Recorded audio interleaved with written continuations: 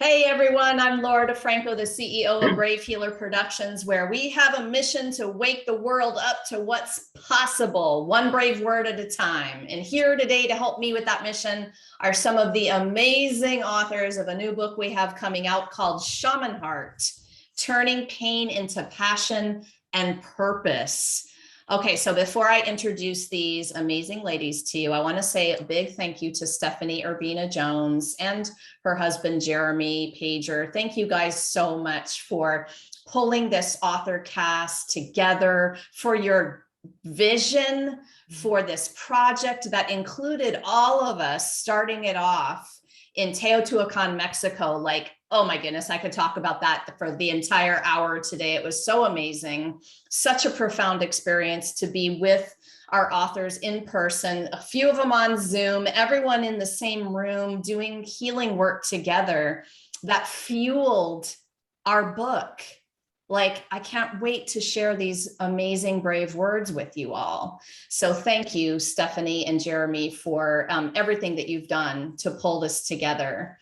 And in my Zoom room today with me, I have Angela Bard. She's a trauma recovery coach, spiritual mentor, energy healer, firewalking instructor, trainer, and empowerment leader who guides people to awaken the gifts of who they are.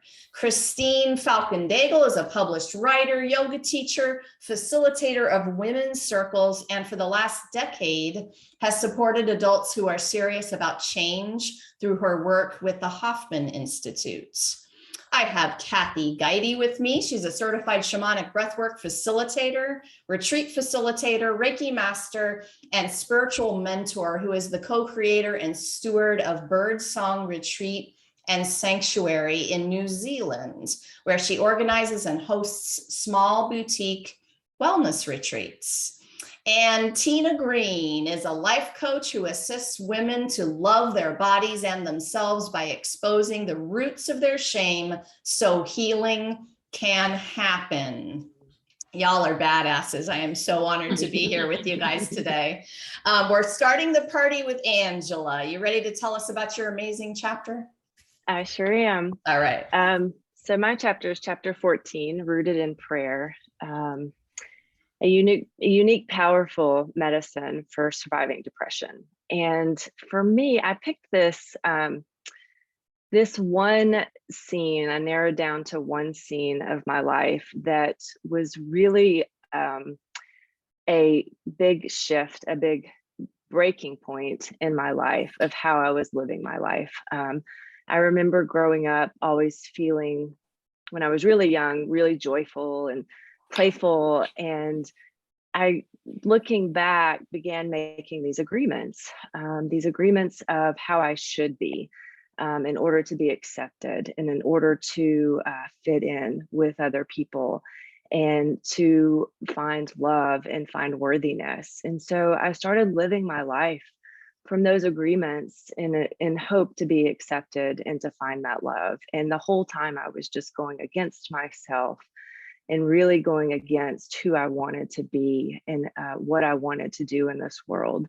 And in my 20s, I found myself in a place of working in a job that was not feeding my soul, working in a job that I really just struggled to get up in the mornings, to find that joy again. I really, really lost myself and didn't know how to find that joy and how to find that laughter and that desire to get up in the morning and say yes to life. And so I started my chapter off with a story of where I was in a pretty dark place of despair and contemplating suicide. And I talked about what it felt like and what it was like in that moment, and realizing, I had gone my entire life seeing counselors and trying to correct what was wrong with me, and that things like that were just not working for me. And I've experienced a lot of trauma in my life, a lot of different types of trauma. And so I had just gotten to that place of, I hated myself. I hated looking in the mirror at myself I didn't know who I was. I didn't know what I wanted to do. I didn't know how to be. I didn't even know what music I liked. And, in that moment, I, for whatever reason, called somebody. And that was a shifting point for me of really being in this place of things have to be different. I really don't want to die. I don't want this to be an answer. I don't want this to be a solution. And sharing that story with people, I'm realizing that there are several people that have had that same feeling, that same thought process, and not knowing a way out. And so I shifted the story into my medicine as far as creating what's going to work for you. Because all my life I had tried to put myself in a box that was not working. And what I learned on this journey, working with many different teachers and many different elders in the spiritual community, was you got to find what works for you. You've got to create what's going to work for you. So sitting in a meditation, being forced into a certain position does not work for me. I'm going to be miserable the whole time trying to meditate and quiet the mind and quiet the inner thoughts. And so that's what I love about what has been given to me, and what I want to give back to people is really owning the vulnerability, really saying, this is what I feel like, this is what I've been through, and I need to find what's going to work for me. So I've pulled from different healing modalities, different types of therapies, different types of spiritual ceremonies, and created what works for me. And when I work with other people, I encourage them to do the same. I do want to share this one little piece. I was leading a fire walk a couple of years ago, and I had a 10-year-old boy that was participating with us. And I threw it out to the group. I was like, what does it mean to be vulnerable? And he was like, it means to be free. And I thought, I would love to have had that example when I was 10 years old. I would love that to be my answer when I was 10 years old. And instead, my answer was no, to cover that up and put that mask on so that I'll be accepted. And so I really try to invite people to take that off. Let us see you. Let us hold you in that space so that you can grow and you can shift and find what's going to bring that joy back to where you say yes to life, to where you get up in the morning and you say, I get to do this today instead of I have to.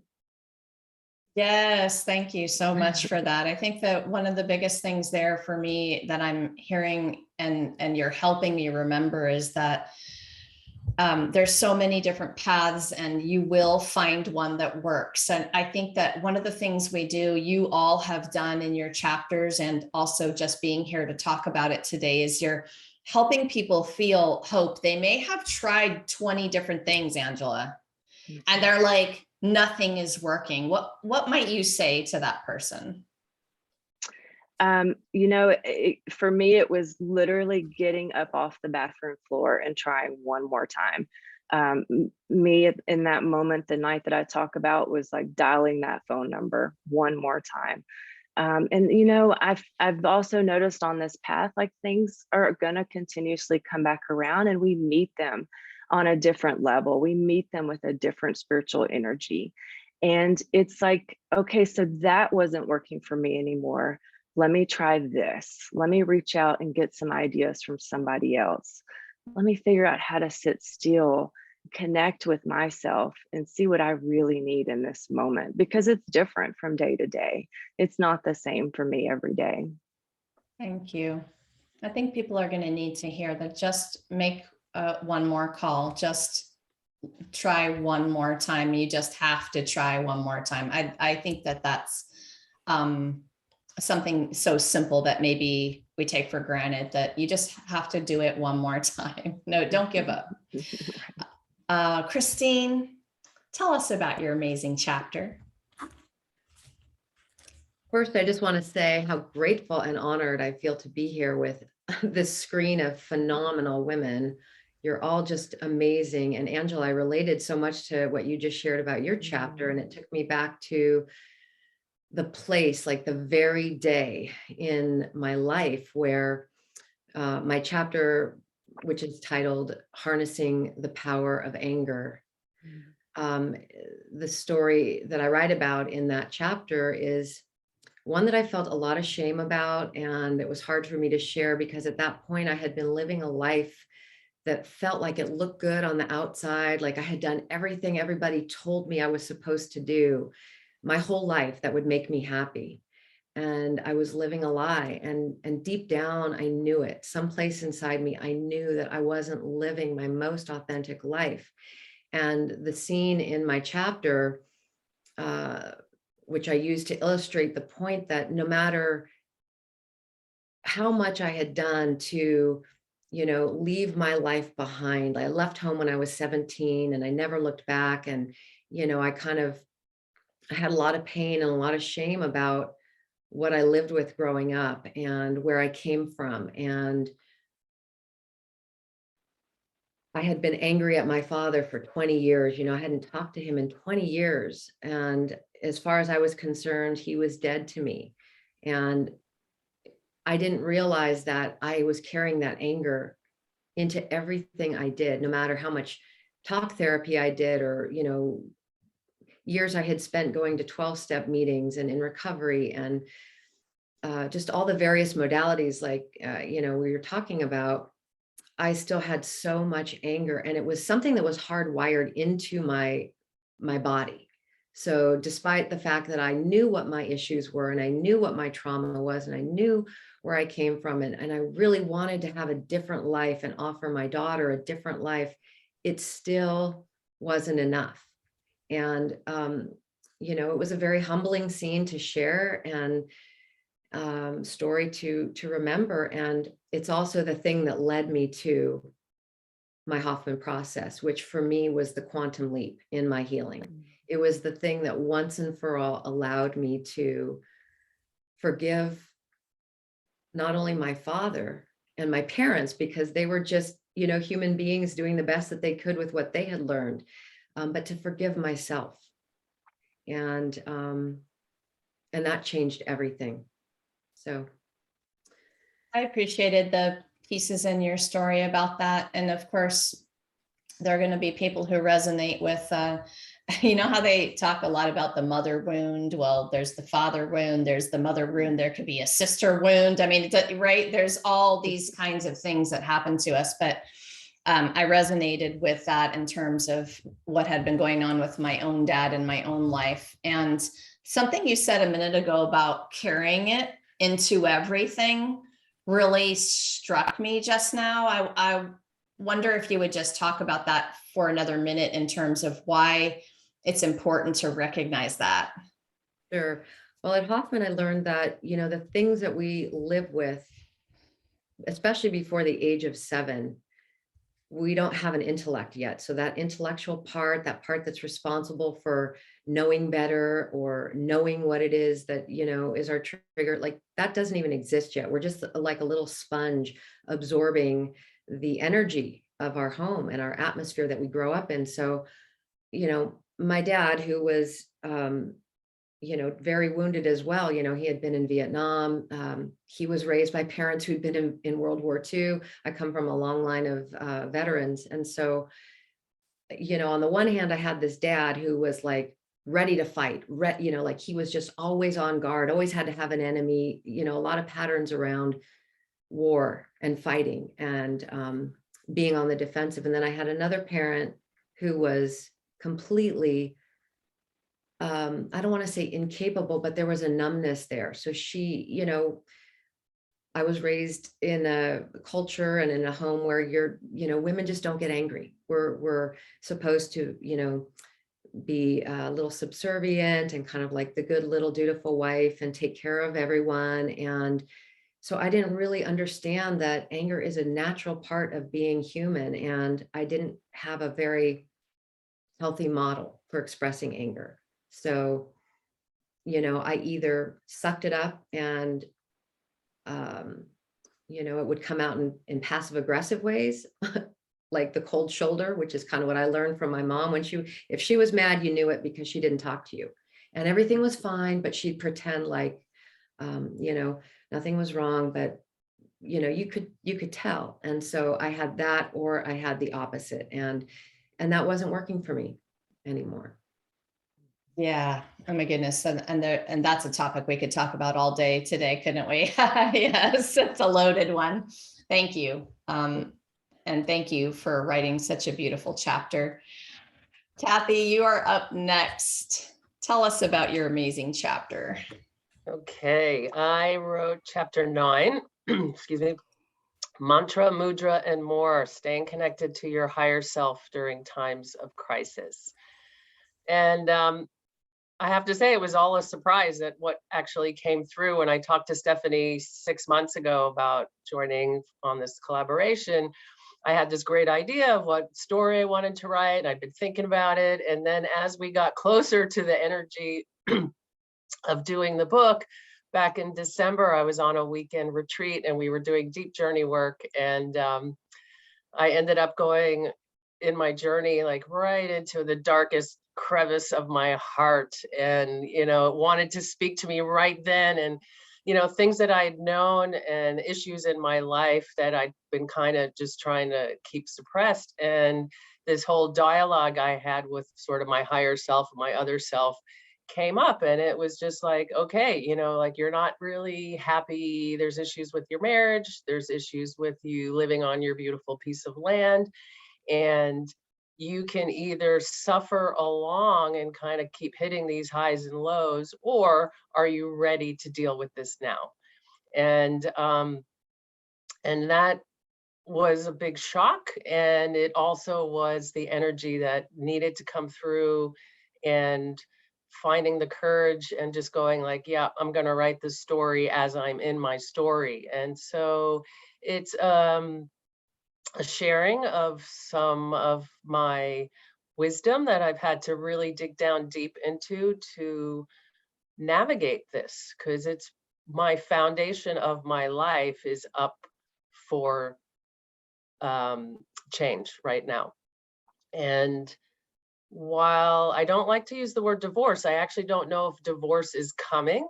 But what I know is that I need to listen to my heart right now and try to stay in absolute presence with every day, and just bring my truth out with my husband and try to deal with some of the issues that have been percolating for a really long time. And then my medicine is just sort of what I'm doing to just try to stay in a higher state of vibration, because it's easy to descend and just go into blame and shame and guilt and all the other stuff. And that's not where I want to go. I want to learn from this and see what comes, because good things will come out of this one way or the other. So tell us a little bit about that medicine. I think there are a lot of people interested in, you're having a crap day. Well, how do you make sure you can just vibe a little bit higher? Tell us a little bit about that medicine piece. Yeah. I have a number of different practices, and what has shown to be really good for me right now is a short meditation, which I'm doing mantras. So just a repetitive sentence where you can just kind of calm your nervous system down and just sit for a while. But then I do a whole toning practice. So it's this using sound to move and shift energy. So if I'm having a really bad day, or it doesn't even matter, I try to do this every day right now. It's just to connect into my heart, to feel what's going on. And when I can do this, it's easier for me to sort of shift into a higher state of mind, where I can see that this is just today, this is an emotion that's coming through. How do I connect to my higher wisdom to help give me some guidance on what baby steps I might need to take for today? And it's really a one day at a time situation. Yes, I love that. I've experienced, I've made the tones, loved your chapter for that reason. I've had somebody tone over my body, which I'm not sure, you know, how many of you have had that experience. That is like a profound experience. All of it is vibration, and the shift of energy to me feels so palpable and yummy. And I know that you enjoy it like that too, Kathy. Awesome. Okay. Oh my goodness. I can't wait for people to read y'all's chapters. Tina, tell us about yours. Okay, thanks, Laura. I want to express my appreciation to Laura, and your team for just being so supportive and providing us with this platform. Yeah, and for Stephanie Urbina Jones for creating this book and being the lead author and inviting me in. It's been a really incredibly healing and profound experience for me. My chapter is chapter 18, and it's entitled Exposing the Roots of Body Shame, Carving a Path to Self-Love, Acceptance, and Freedom. And this chapter, both very vulnerable and healing for me to share. It is really a recounting of my young life and a lot of the situations and voices that became the roots of my low self-esteem and body shame. And a lot of the voices became my inner voice, the situations that I experienced as a young child and a teenager had me making agreements with myself as well. You've heard other people say that. I made agreements with myself really young in my life that that were not accurate. They were based on, situations that I was in or voices that were becoming my inner voice. And so really the story is recounting some of that, and as well as the journey that I went on as an adult for decades, trying so many different things to really love myself is what it came down to. It started off like, I've had a lot of professional success in my life. And so I was really proud of that, but there was an emptiness and there was definitely a lack of intimacy in my life. In both, love relationships and friendships. And, it just felt like everything was about my job. So really, I started trying to figure out, like, how can I lose weight? Wouldn't everything be better if I lost weight? But then it really turned into, over the course of years, how can I love myself? And boy, did I try so many different workshops and therapy and all kinds of different things. And I was able to chip away at it. And sometimes I felt like I got it, but it was pretty temporary.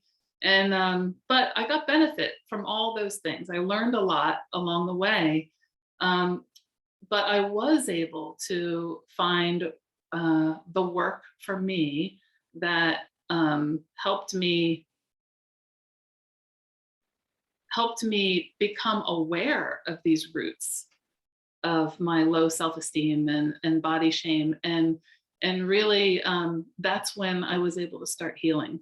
And because I became aware. And then I was able to do some incredible work to help me pull that stuff out of my body, pull those secrets that I've been hiding and denying in my body. And I was able to experience freedom in my body and in my life that I had never felt before. I had no memory of ever feeling that level of freedom. And so that's really what my chapter is about. And I'm really excited to help other people gain that freedom, to help other women gain that freedom, because I feel like low self-esteem and body shame are an epidemic among women. And many times it has nothing to do with weight loss. Many times it's it could be anybody of any shape and size. So I feel really passionate about helping other people. You mentioned the A word, awareness, which is my favorite topic of all time.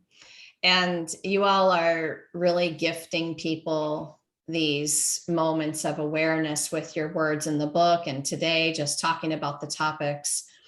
And you said, Tina, that you got the biggest amount of awareness from some work that you did eventually. I think all of the little nuggets, they do add up, and it does help. And once in a while we'll come upon something or have an experience where the awareness just dumps in and we almost feel transformed in that moment. Sometimes those moments are small, sometimes medium, sometimes large, but it's really that awareness. Anything else you want to say about the A word?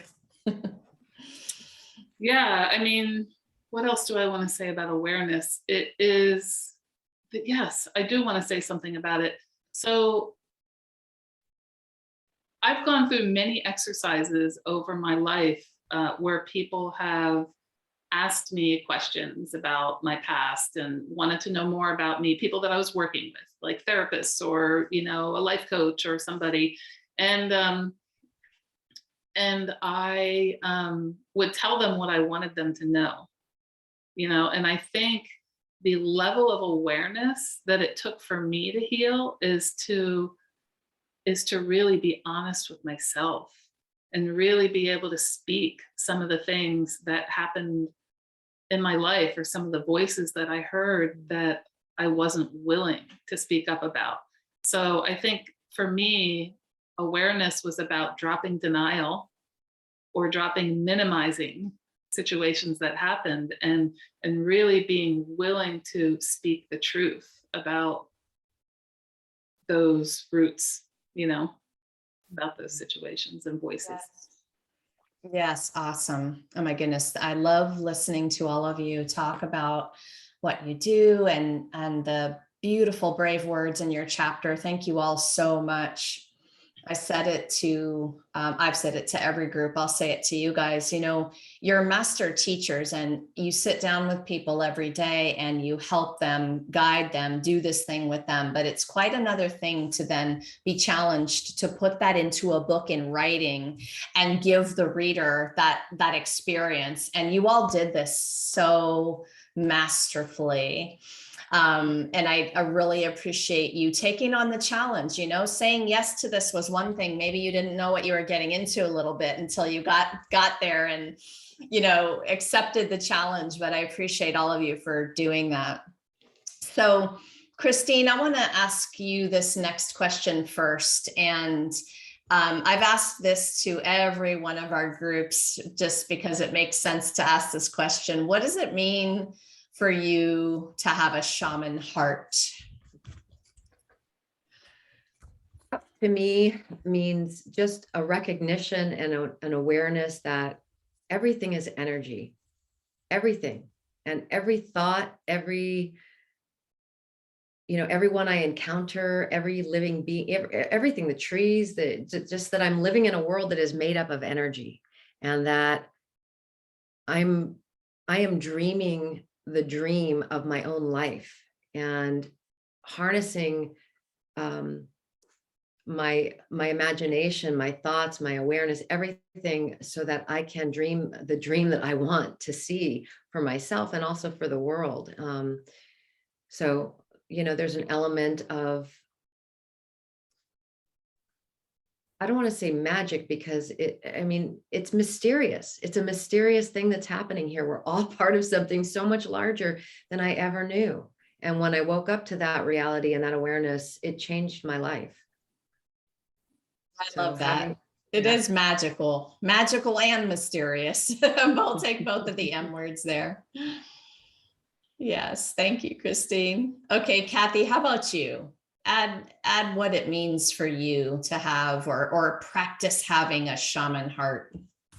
Yeah, and it is an ad, because what everyone shares is absolutely the right answer. And for me, it is that deep connection into the heart and the listening into one's heart for one's truth, and taking action from that place, and not needing to know what the outcome looks like, not needing to know what the future looks like, but standing in presence and saying, well, today, this is what my heart is telling me, and I need to listen to that, excuse me, and just take the little steps forward towards whatever is going to come for you. Like, we're being guided all the time. We don't have to know what it's going to look like. We just need to kind of keep moving towards.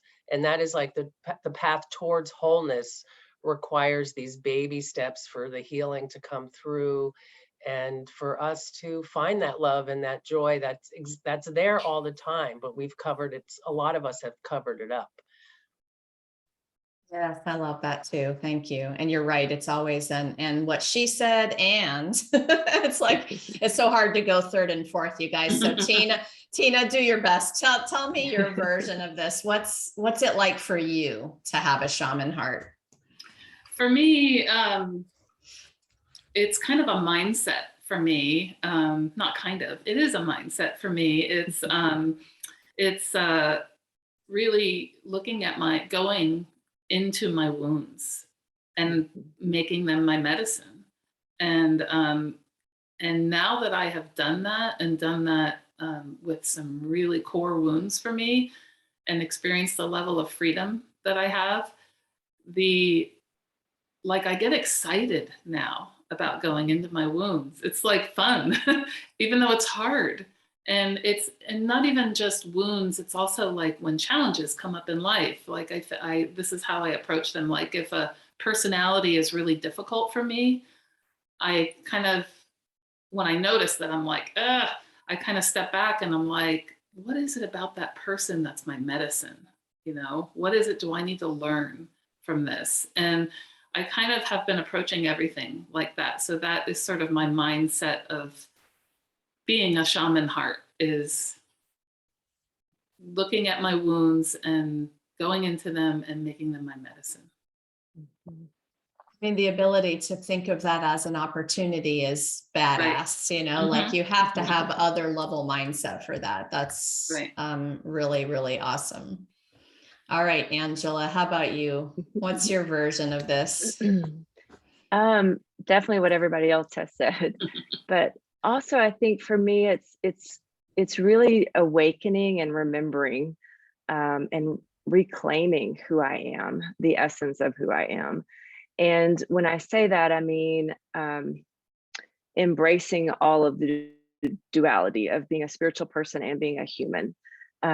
Really looking at, we might look at things, instead of looking at things as an obstacle, looking at them as gifts to grow. So on the same kind of line that what Tina's saying, as far as like things that have happened to me, looking at that as a way to embrace it, not trying to push it away, not trying to live in the shame of it anymore, but really saying, okay, so this is the energy that I want to transform. I have the opportunity to transform this and help somebody else, or I have the opportunity to take this and grow. It's kind of like walking with fear. We walk with that fear, right? We don't try to just push it away and act like it's not there. And so for me, it's about really combining, embracing the duality, because we can manifest anything in our life. I really believe that. I've seen it happen for myself and for other people, but it's claiming that vibration and saying, okay, this is the vibration I want to carry. This is the vibration I want around me. And this is the vibration I want to move every day with. I'll say yes to all of you. You're all making me realize out of all of the interviews, I never answered this. So I'm going to do it today. So my warrior shaman heart made it her practice to align with joy, no matter what. And no matter how that looked to other people, owning that truth, that it was okay to go for what aligns with that feeling, that higher vibration of joy, kind of an unapologetic moving forward for that. So thanks for inspiring me to answer that a little bit for myself today. Okay, so one of the most amazing things that's happened with these books and all of the projects, and especially this one, because we got the gift of being together physically, which was a small miracle, is it's about community and the communities that have been built around the books, but also the bigger community of healers and experts and master teachers who are coming together and basically saying, hey, we got to get together here. We really have to join forces. You know, to me, the community has been the difference between success and failure. It's been really, really important. So, Kathy, I want to know about your community, what that's meant to you. A good question. Community is everything. It's connection. I mean, we're all part of one of oneness. We're all connected through a web, and it doesn't matter if you're in the same city or across the world. Just finding your people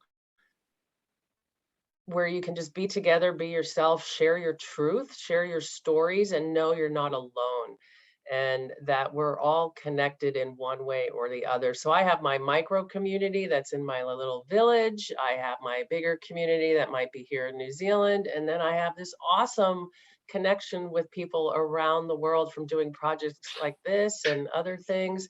And that's amazing, because I'll never, yeah, I have days where I might feel lonely, but I'm never really alone. And all I need to do is just reach out and someone will be there for me. So community is something we talk about all the time, and we try to foster, and we get together, and that's what makes life, that's what makes us human, you know, and just trying to live a life is being connected to other people, being in relationship to others.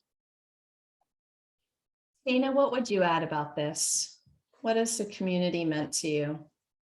This community, well, I'll speak specifically around this community around the book. I mean, it has brought me together with other people who are doing this work on themselves, as well as helping other people.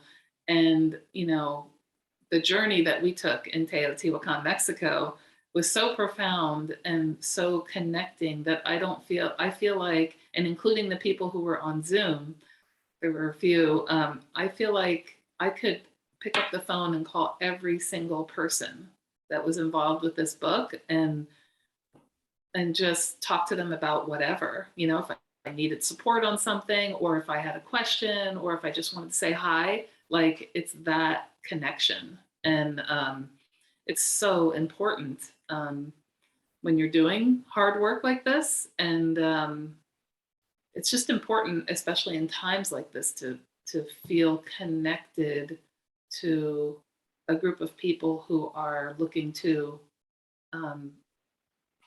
move the energy of the world into a different place as well. It's hopeful. A lot of good feels in that. So Angela, what would you add to this about how community what's it meant for you?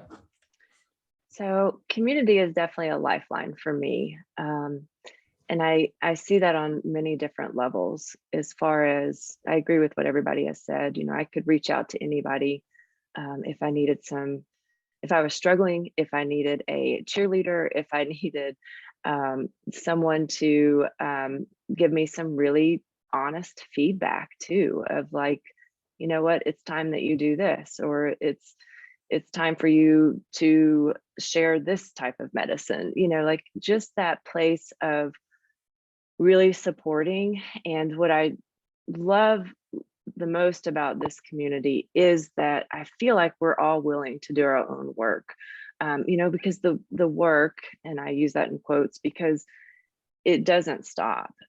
It's not like we reach an ending point being a human as far as completing all of this work. And so I really look for people that are willing to continue to do their work, because that's how we're going to shift things for ourselves, for people that we come in contact with, and really get to a place of helping other people recognize the medicine that they carry. And we so need everybody to share that throughout the world, so that we can continue to support one another and shift this energy into a place of not feeling alone, and into a place of really finding more and exciting ways of how to live life on this spirit in a spiritual way, and on this life of really loving ourselves. I feel like that was one of the biggest things for me in this particular community, this group of authors, was what you mentioned about the work. I'll do the quote thing too, because I know that's hard sometimes. I think it's the work of vulnerability is what it is. And in that opportunity to heal in the middle of that amongst people who are all holding your hand and doing it too, you know, like everyone's doing it together. Okay, Christine, hard to go last on this question, I know too. What's the community meant for you?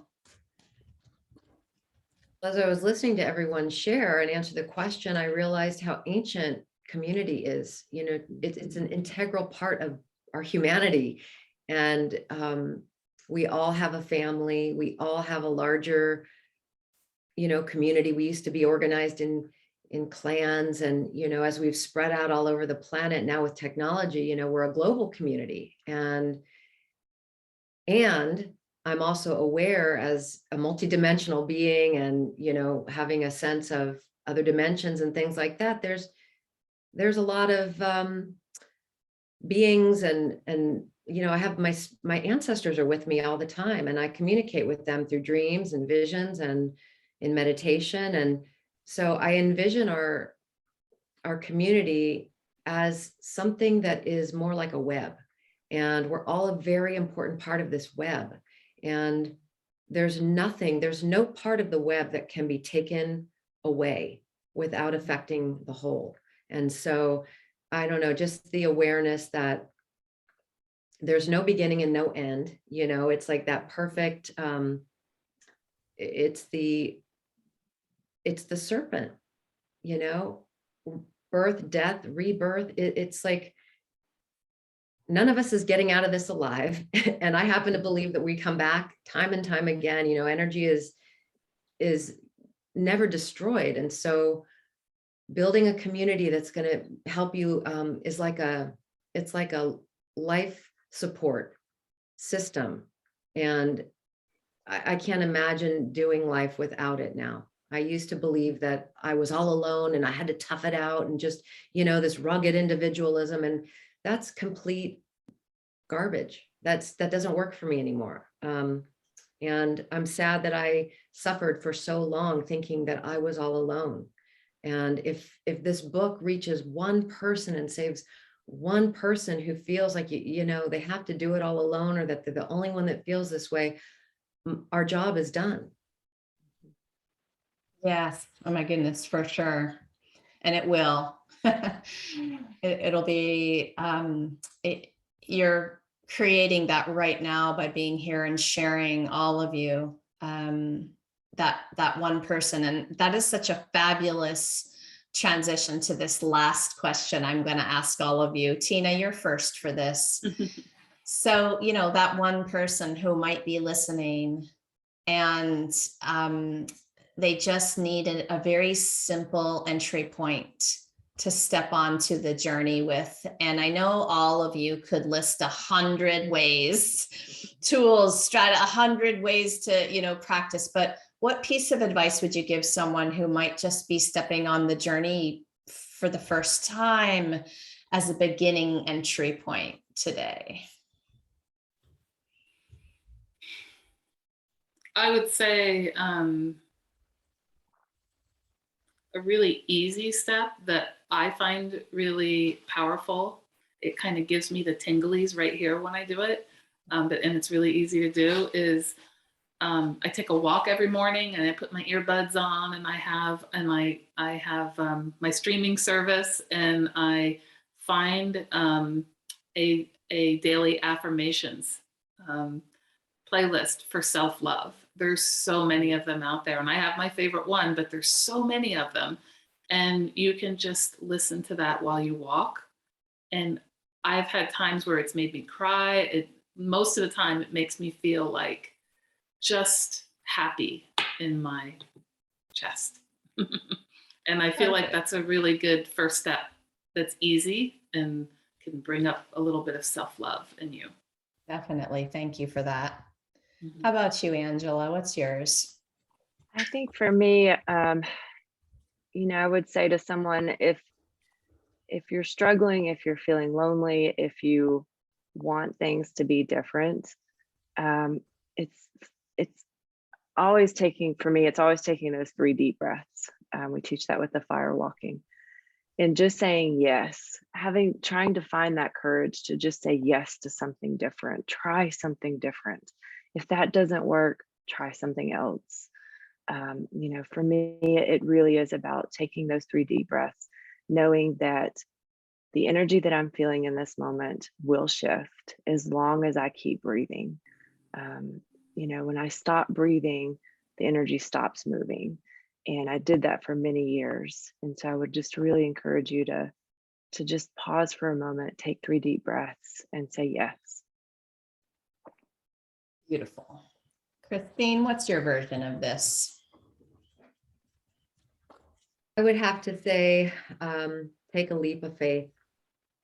It will change everything. And if it's in the direction of where your heart is calling you to go, just take a leap of faith, take a chance, you're worth it. Definitely. Thank you. Kathy, you're going to close us out today. What's your piece of advice? But everything everybody's has said, and then to just trust your own inner wisdom. We all are connected, and we have ways to connect, and to not be afraid to speak about what's happening for you, because when you can speak it out to someone, you're going to find that there are many, many others who are having the same experience. And there's like a being that vulnerable then allows you to soften into maybe seeking something else out for yourself. Like there is all these wonderful, beautiful healing modalities in the world, and something will resonate for you to help you along your path and on your journey. Yes, thank you for that too. I'm going to tell everyone, write to feng shui your soul. Just grab your pen and journal the heck out of it. And if you have to burn it after, then great. Right? Just shifting the energy with your writing. That will be my one for today. To all of you, thank you so much for what you do in the world and for being here to share it with everyone today. You're welcome. Thank you, Thank Laura. you. Thank you. So for all of our listeners today, remember, we're going to have a live stream book launch party on April 13th at 10 a.m. Eastern. Yay, for Shaman Heart, turning pain into passion and purpose. I'm going to have all of the authors there sharing their wisdom, and we're going to be on the Brave Healer Productions Facebook page for that live stream. And I've got you hooked up down below with that link. And maybe something one of these beautiful authors said to you today really like gave you the goosebumps, woke you up a little, got you curious. And if we did that, we did our job today. So drop down into the show notes, because I have you hooked up with their websites there. And these expert master teachers are very generously there for you all for support, to ask questions. Come explore, because they are up to some amazing things in the world. And if you happen to be listening to this interview after the 13th of April, well, that means Shaman Heart is ready on Amazon, and you need to hop over there and grab your copy of this amazing book. Lastly, today, everybody, remember, your words change the world when you're brave enough to share them. So it's time to be brave. See you next time, everyone. Bye, ladies. Bye. Bye.